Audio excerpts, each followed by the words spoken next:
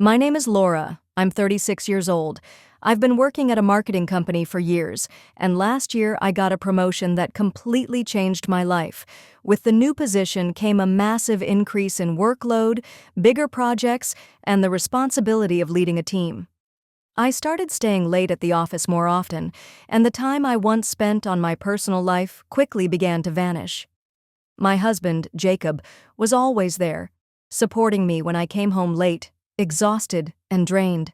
He was so patient, so understanding. I felt grateful for his presence, but at the same time, I felt something slipping away between us that I couldn't quite place. The first few weeks weren't too bad. I still managed to keep up appearances, showing up at home, trying to engage in conversations, but deep down, I knew I was slowly distancing myself from everything, including him. Jacob noticed it too. He mentioned it more than once, but each time I brushed it off, telling him I was just tired from the extra workload. The truth was, I didn't know how to explain what was really happening. I was lost in this whirlwind of deadlines and expectations, and somewhere along the way, I had forgotten how to balance it all. I could feel him pulling away too, but I didn't know how to fix it. It seemed like the more I worked, the more disconnected we became. The laughter we once shared had been replaced with silence, and the conversations that used to feel so easy now felt forced.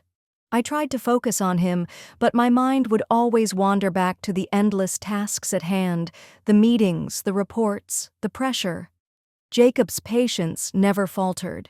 He was still the same caring person I had married, but I could sense the tension building between us. He began to stop asking about my day, stopped suggesting we spend time together.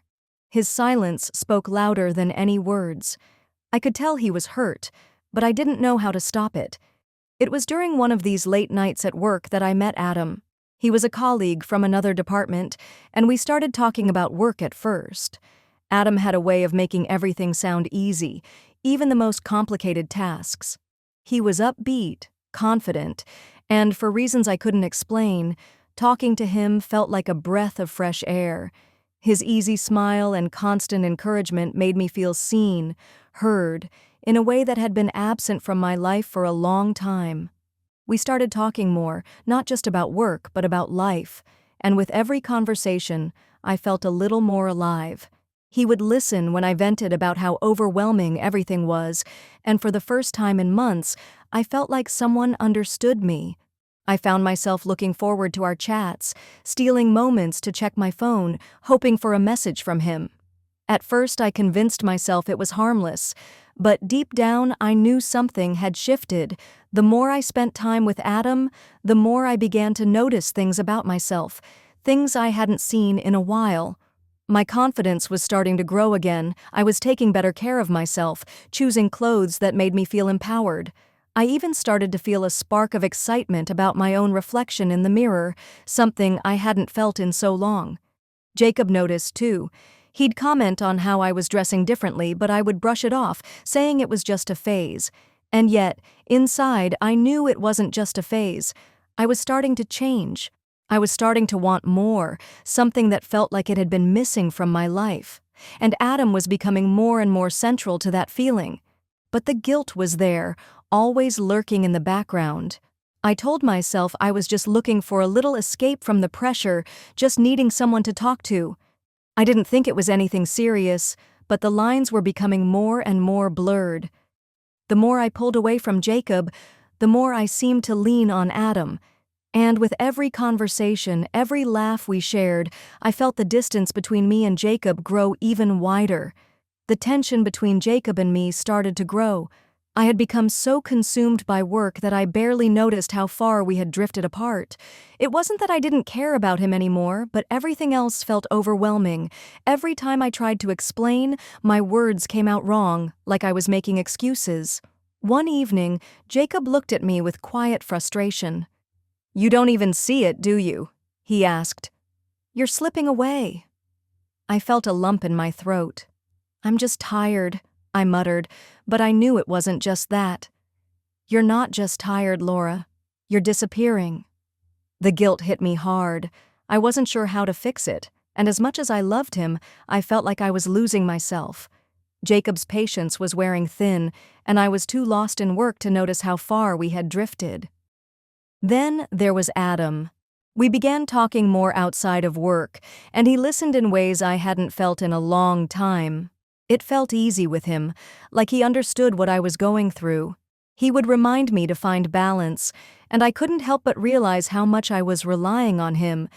It wasn't just a friendship anymore. It felt like something more, and I wasn't sure where it was going. But with each passing day, the distance between Jacob and me grew, while my connection with Adam seemed to grow stronger. The more time I spent with Adam, the more I started to feel something I hadn't in a long time. Seen. He made me feel like I wasn't just a cog in the machine of work, that I was more than the endless deadlines and reports. He listened, really listened when I spoke, and that was something I hadn't realized I was craving. At first, I told myself it was just a harmless friendship. After all, I was still married to Jacob, wasn't I? But the moments with Adam lingered in my mind longer than they should have. He'd crack jokes, make me laugh, and then the silence between us would settle into something comfortable, something I'd been missing for so long. I began dressing differently, wearing clothes that felt more like me. I started taking better care of myself, making time to grab lunch with colleagues, laughing a little louder. I couldn't help but notice how I looked at Adam. His eyes, the way he made me feel noticed. It wasn't intentional, but it became harder to ignore. Jacob noticed too. One evening, after yet another late night, he said, "You're different. Your mood, the way you look at things. Is something going on?" I lied. I said it was just a phase, that I was figuring things out. But deep down, I knew it wasn't just that. I was changing, and I wasn't sure I was ready to admit what it was about. Jacob didn't push further, but I could see the hurt in his eyes. There was an unspoken understanding that I was slipping away, and yet neither of us knew how to stop it. Meanwhile, with Adam, things felt lighter. Our conversations became deeper, more personal, and despite the nagging guilt, I couldn't help but feel drawn to him. It wasn't just a distraction anymore, it was something more, something I wasn't ready to face. The days blurred into one another, each one slipping by in a haze of work and half-forgotten conversations with Jacob. Our routine had become a quiet tragedy. Everything was so familiar, yet nothing felt the same. Jacob stopped asking how my day went. He stopped looking at me with the same tenderness that used to make my heart flutter. It was like we had become strangers under the same roof. One evening, after yet another late night at work, I walked in to find Jacob on the couch, his face tense. He was staring at the TV, but I could tell his mind wasn't on the screen. I tried to make small talk, but the words felt hollow. "I don't know how much longer I can do this, Laura," he said suddenly, his voice heavy with unspoken hurt. "You're never here anymore, you're always working, and when you are here, you're distant." I felt a wave of guilt wash over me, but I couldn't deny the truth. He was right. I had been pulling away, and I didn't know how to come back. "I'm just tired," I said, my voice shaking. But even as the words left my mouth, I knew it wasn't just that. It wasn't just the work. It was everything. Jacob sighed, rubbing his face in frustration. "You don't even see it, do you? This isn't just about work. It's like you don't even want to be here anymore." I felt the walls inside me tighten. He was right, but I couldn't bring myself to admit it. I couldn't find the words to explain how I felt so lost in the swirl of responsibilities, how the pressure was suffocating me. I wanted to tell him I needed him, but it felt like he wasn't there anymore, like he couldn't understand. Instead, I just sat there, staring at him, feeling the distance between us grow wider and wider. Later that night, I called Adam. The conversation was light at first, just a usual check-in about work. But as the conversation shifted, I realized I was opening up in ways I hadn't with Jacob in months. Adam was still the person who listened when I needed to vent, who reassured me when I felt like I was drowning. He didn't expect anything from me, but somehow his words felt like the safety net I had been longing for. "Maybe you should take a step back, Laura," Adam said, his voice gentle but firm. You're not a machine. You need to take care of yourself before you break. I didn't want to admit it, but he was right. I was falling apart, and I had no idea how to put myself back together. That night, as I hung up the phone, I realized I was at a crossroads. The person I was before all this, before the work, before the pressure, was slipping away, and I wasn't sure if I could ever find her again, or if I even wanted to. In the silence of my bedroom, I lay awake, wondering if Jacob could still reach me, or if Adam had already become the person I turned to when I needed something more, and I hated myself for not having the answers. The days after that conversation with Jacob felt like a slow-motion collision. Every word, every glance felt heavier than the last. I could no longer deny that something had changed, something deep and irreparable between us. Jacob's quiet frustration had transformed into a kind of resignation. I could see it in the way he looked at me, as if he had already accepted that the woman he had married was slipping away, piece by piece. We barely spoke now. Even when we did, the conversations were strained. He stopped asking if I was okay, stopped trying to make me laugh, stopped trying to make plans. It was as if he had accepted the fact that I was unreachable. I wasn't just consumed by work anymore. I was consumed by the emptiness that had replaced everything I once felt. And then there was Adam. It wasn't just that he listened. It was that he saw me. In a way I couldn't remember feeling in a long time, he made me feel like I mattered. He never judged, never pressured me. Our conversations had become a lifeline, a thread connecting me to something real, something human. And yet, every time I spoke to him, a part of me knew I was crossing a line. But I didn't know how to stop. One evening, after yet another long day at the office, I went to grab drinks with Adam. It started innocently enough with him teasing me about the new project I was handling, making me laugh. But as the night went on, the conversation shifted. There was a tenderness in his voice that wasn't there before. He asked if I was okay, really okay. Not the kind of fine that I had been saying to everyone else, but the kind that demanded an honest answer. I found myself telling him more than I should have, how I felt like I was losing everything. Jacob, myself, my sense of balance. I told him I didn't know how to fix it, that I didn't even know where to start. Adam listened in silence, and then, unexpectedly, he reached across the table and took my hand. His touch was warm, comforting, and it sent a jolt through me.